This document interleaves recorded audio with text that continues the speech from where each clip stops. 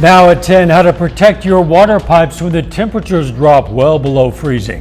Plus, how a blanket drive in Joplin aims to help protect a vulnerable population. And a drop in temperatures could mean a rise in heating bills for some residents of Southwest Missouri. The 4 states' most watched news starts now. A potentially dangerous drop in temperatures heads to our area. This is KOAM News. I'm Dow Quick. That drop is expected for this weekend. Let's check in with meteorologist Austin Stantz for our first look at the weather and what we can expect. Yeah, thanks, Dow. You wouldn't guess that we got this polar plunge coming right now based on what we're seeing just over the last 24 hours. Check this out. Temperatures actually warmer than 24 hours ago, nearly 10 degrees in some spots, but those numbers headed in the opposite direction heading into this weekend. So this is the setup of what's happening right now. Winds are out of the south, still bringing in some of that warmer air and moisture into this evening. So temperatures fairly mild, 39 currently in Joplin right now. Overnight, they'll fall to around 35. That actually puts us above average for this time of the year. So tomorrow morning, you're going to be heading out the door. You're still probably going to want your jacket. It'll be a little windy out there, so the wind chill may make it feel more like 25 degrees rather than 35. But we'll get ourselves up to about 46 degrees tomorrow. But then here's the weekend setup and the major changes that Mother Nature's going to bring us. We're going to see this jet stream dip below the 4 states here, and this jet stream usually acts as a barrier for us, keeping that colder air contained off to the north. But during that empty spot that we saw going through the weekend, all of that Arctic air is going to come in. Let's take a look at that. So all that Arctic air in Canada, we see that off to the north here. That jet stream dips down. Notice our flow, our upper flow, coming directly out of the north. These pink shades that you see here moving into the 4 states are Arctic temperatures, taking our temperatures dangerously low. So coming up, I'll tell you how low those are going to get and how you can protect yourself this weekend. All right, we'll catch you in a few. These falling temperatures could leave your water pipes vulnerable to freezing. Missouri American Water shared tips today to prevent frozen pipes. They recommend homeowners wrap exposed pipes with insulation or heat tape. Then, during freezing weather, open cabinet doors to let warm air reach the pipes and to let the faucets drip to keep the water moving. The utility also says you should be sure to keep the lid on the water meter during freezing weather. The water meter is in the ground and there's insulation, there's protection from the water meter. When you lift the lid, you're exposing the meter to the cold air, which can cause the meter to bust. And then, of course, you have to call us and we have to come out.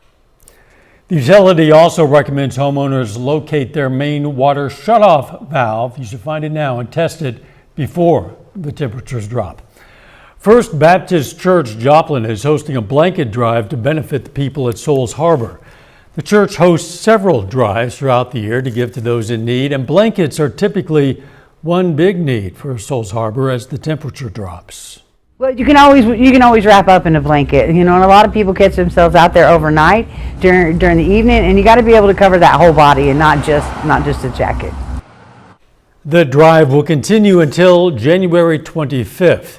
You can drop off new unused blankets at the First Baptist Church in Joplin in their donation bins. Winter heating bills are forcing families to make some tough choices as natural gas rates climb across the 4 states. In Southwest Missouri, Spire customers face a 10% increase. Chris Bryant breaks down what's driving those higher costs. When utility rates go up, people have to make hard choices. And usually what happens is that if they can't afford their utilities, the first thing most families will do is just about anything they can to pay those utilities. Spire natural gas bill has 2 main components. About 60% of that is your customer charge and your volumetric charge. And that's the charge that we need to supply service in Missouri to your house.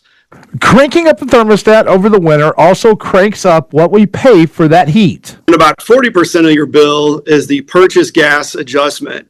And so those are the costs of us buying actual natural gas in the wellheads in Oklahoma, Texas, shipping it throughout the country on interstate pipelines to Missouri. According to the Consumers Council of Missouri, customers in Missouri have seen rate increases for Ameren and Spire since 2020.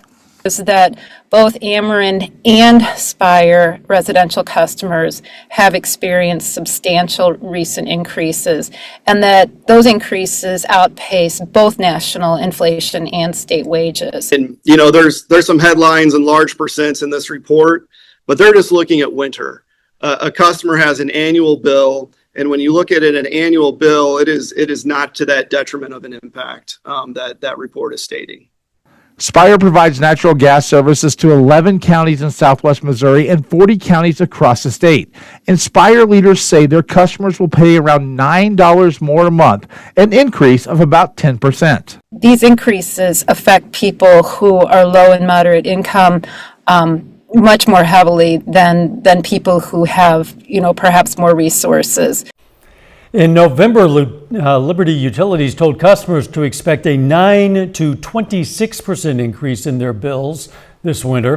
The company says the price hike reflects costs that it pays to purchase natural gas on the open market, plus transportation and storage service fees. The average price of gasoline nationwide has hit its lowest level since 2021. AAA says that's due in part to fewer cars on the road during the cold months, with many drivers choosing to stay home as opposed to the summer months, which typically sees higher prices. Other factors include stable crude oil prices and, here in the 4 states, a comparatively low fuel tax rate. Missouri is pretty middle of the road when it comes to our fuel tax rate, or the tax that's added on top of gas prices. So that helps keep Missouri, within some of the cheapest prices around the country. Missouri, Kansas, Oklahoma, and Arkansas all currently sit well below the national average of $2.84 a gallon. It's a celebration 20 years in the making coming up, the return of the Pittsburgh Art Walk. But up first. Unrest in Iran appears to be easing for now. I'm Erica Brown with more on that and the high-stakes meetings with Venezuela's opposition leader in Washington. There are indications that Iran has tamped down the anti-government protests that have swept across that country in recent weeks. Thousands of people have been killed in the brutal crackdown on protesters, with estimates by one human rights group as high as 20,000. As Erica Brown reports, President Trump, who has threatened to intervene, is said to be keeping his options open.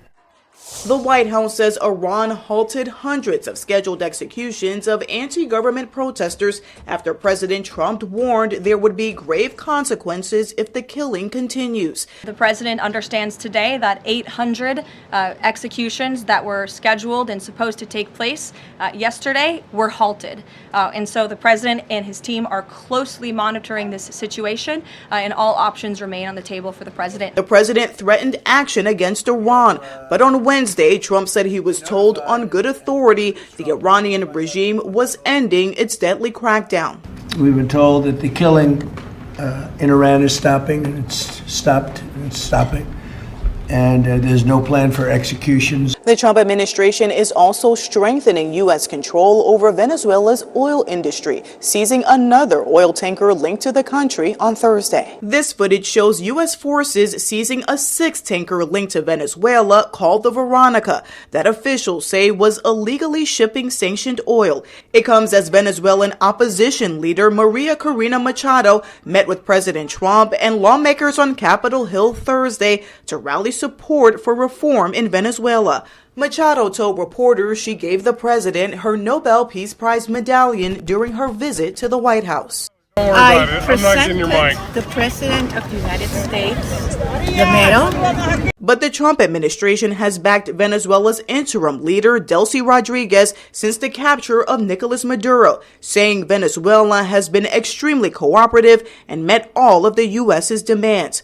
One of those demands was the sale of Venezuelan oil to stabilize the country. Erica Brown, CBS News, Capitol Hill. Coming up later, a safe place for children. On this week's Doing Good, we're going to Children's Haven, which is a safe place where children can go when their homes are in times of stress. I'm Ty Parks, tell that story coming up. A frigid weekend is ahead, and just how dangerous will temperatures drop? I'll let you know coming up.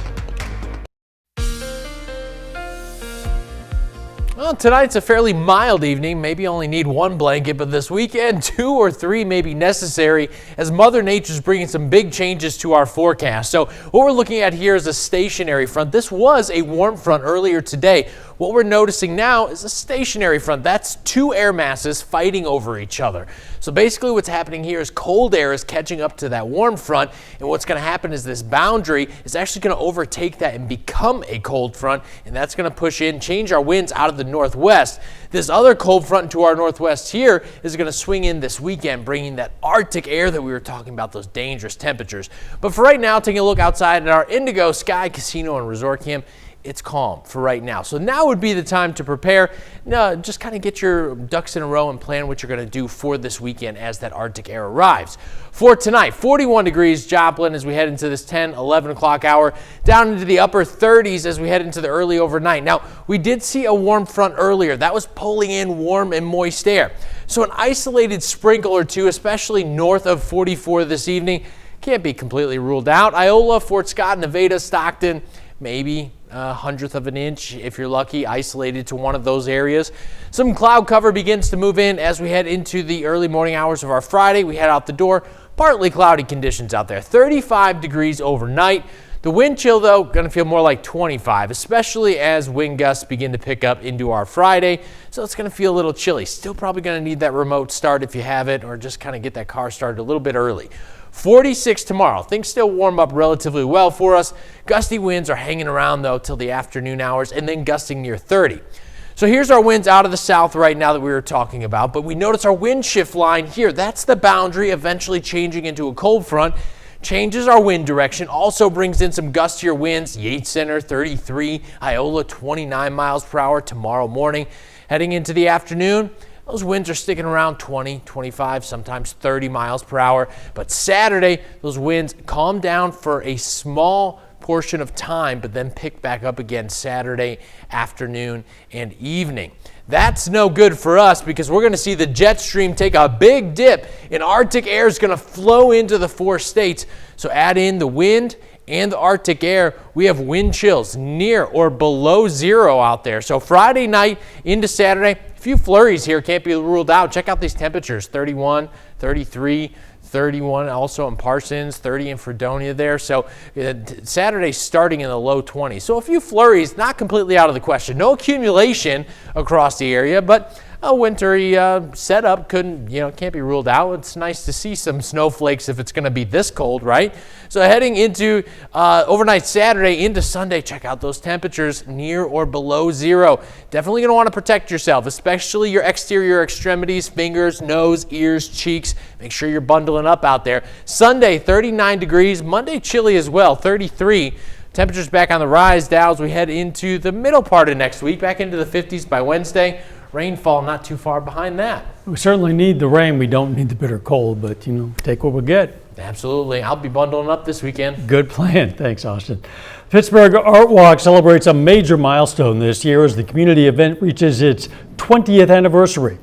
Organizers with the Pittsburgh Arts Council gathered at Toast tonight to brainstorm ideas for the 2026 celebration with artists, musicians, vendors, and business owners. One big idea discussed is to have a mural that the community would paint on site during the next Art Walk. Organizers say community input helps shape each year's success. We've changed the time before, we changed the day to a Saturday instead of a Friday because of some input, and that allows for more people to be involved. The 20th anniversary Spring Art Walk is set for April 18th with a second fall event planned for September 19th. College students brought Dr. Martin Luther King Jr.'s powerful words to life at the Ellis Fine Arts Center today. The Fort Scott Community College and Pittsburgh State University students performed a tribute reading of Dr. King's letter from the Birmingham jail during a lunch and learn event. Event organizers say these celebrations focus on bringing people together and embracing diversity. Still ahead, around the country in the 4-state area, a shortage of officials is impacting athletics. But one program is making a difference. That story is coming up in sports. Plus, a high-profile thriller in Webb City. The sport action this evening Highlights from the Cardinals and Tigers matchup coming up. A high-profile girls basketball matchup highlights the sports slate on this Thursday night as the 8-4 Webb City Cardinals clash with one-loss Nevada at home in the Dome. The Cardinals have won each of their last 16 matchups against the Tigers.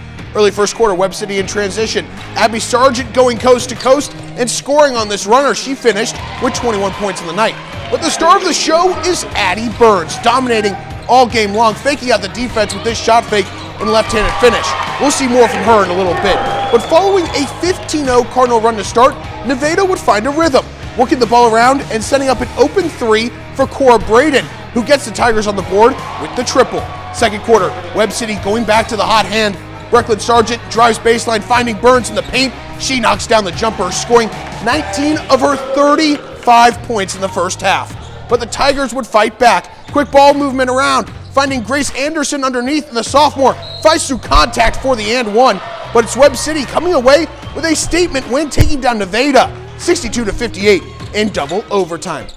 It's a crazy time in college football. The Division I National Championship is on Monday, along with coaches actively recruiting at the high school level and in the transfer portal. For the Pitt State Gorillas, they are retaining 2 of their own stars. Early this offseason, running back Zamari Pelode-Gary and wide receiver Karan Parchman entered the transfer portal. Talking with Gorillas head coach Tom Anthony, we learned that Pelode-Gary and Parchman are staying with PSU. Pelode-Gary is coming off a big year, leading the MIAA in rushing with 964 yards and 10 touchdowns, earning first-team all-conference honors. Parchman, a 2-time All-MIAA selection, led Pitt State in receiving this past season with 603 yards and 5 touchdowns, also earning All-MIAA first-team recognition. 2 key pieces returning to the Gorillas offense as Mark Smith takes over as offensive coordinator. As states across the country continue to fight back against a shortage of officials, there's one program that is making a difference. The Reps program launched back in 2022 with the Indiana High School Athletic Association. The concept was simple, creating a classroom-ready education system to help train, recruit, and prepare officials. Since debuting only a few years ago, the program has expanded to over 1,000 schools and organizations, with institutions in the 4 states area, including Pitt State, taking part. They do coursework, they work on the floor, they learn the rules, and then they go out and work for their school or other schools. They get that good experience of working with a quality official and learning how to work the game. But it's approved by the State Board of Education as far as part of the curriculum. It's a really great program that we have. I think almost 100 members now, whether it's our 4-year schools, junior colleges, or high schools, or maybe even a recreation program throughout the state. But it's really cool to see the state of Kansas, if it's a map, if you throw a dart at that, you're probably going to hit a rep school. So really appreciate our schools understanding there's a need for officials and the education piece of it, and also their willingness to try something new because it is different. I can't say enough good things about it because what they're offering and what they're being able to do is give these kids life skills. Quite the sports day here. Addie Burns, 35 points in Webb City's win. Wow. Then big news for Pitt State. Some great sports going on, but the Reps program seems like a great one. And I'm hoping that we see some more high schools in our area try to get involved. And it was great to see video from that first ever in the state all-female officiating crew. Always great to highlight that. You bet. We'll be right back. When times get stressful at home, Joplin Children's Haven provides a safe place for children to stay. The facility has served families for more than 2 decades with 24-hour care. As part of our Doing Good series, KOAM's Ty Park shows us how the community supports this vital mission. Children's Haven opened in 2003 to serve as a sanctuary for children during times of stress at home. When stress is high in their own home, so we provide temporary care for kiddos 24 hours a day, 365 days a year when something stressful is going on at home. Or maybe they are referred by the hospital, by a teacher, by the human resources department at their work. There are a lot of places that will refer families to Children's Haven. The average stay is about 2 weeks, and the ages can range from 6 weeks to 17 years old, and the children remain in the parents' custody. They work to keep the children's lives as normal as possible for the short time that they are there, and the staff also is trained in trauma-informed care. Every day is different at Children's Haven, so it's a fun environment. We try to keep things really upbeat and fun for kids, and we keep them in their normal activities. So we take our kids to If they're school age, we take them to local schools in the area. We'll take them to doctor's appointments if they need it. If they have basketball practice, maybe it's a teenager who has an after-school job at Sonic, maybe it's a dance recital, but we keep kids involved and transport them to their normal activities so that they have the stability of those ongoing activities. And Children's Haven really appreciates the community. The community really started Children's Haven, and we wouldn't be here 23 years later without the community's support. So we have a lot of people who will help. Our volunteer program is mainly our meal program, and so we have lots of groups, families, businesses who will help and support us with a meal, and that provides that comfort to kids. In Joplin, Ty Parks, KOAM News. On January 31st, Children's Haven will celebrate its 23rd anniversary. Happy birthday to Children's Haven. We have some cold, bitterly cold temperatures coming up this weekend. Yeah, that's right. We absolutely do. Let's talk about the good, the bad, and the ugly and what you need to know for this weekend. We're going to see a weekend polar plunge. The good news, the Bears are in the playoffs, and listen, we only play the Chiefs once every 4 years, so I can root for both. Now, being from Chicago, this is going to be one of the top 10 coldest games ever played in Soldier Field. Unfortunately, that Arctic air moves in this weekend as well. The ugly news is frostbite possible in 30 minutes or less out there on Sunday morning. All right. I know you'll be cheering for your good news Bears, I suppose. Final sports note. You mentioned the Chiefs moving around their offensive staff a little bit. A couple weeks ago, they got rid of their wide receivers coach. Today, their running backs coach is going to be a new one next year, getting rid of their current one. Team needs some shakeups. I hope they're making the right ones. Thanks for joining us. We'll see you tomorrow. Let's make it a great one.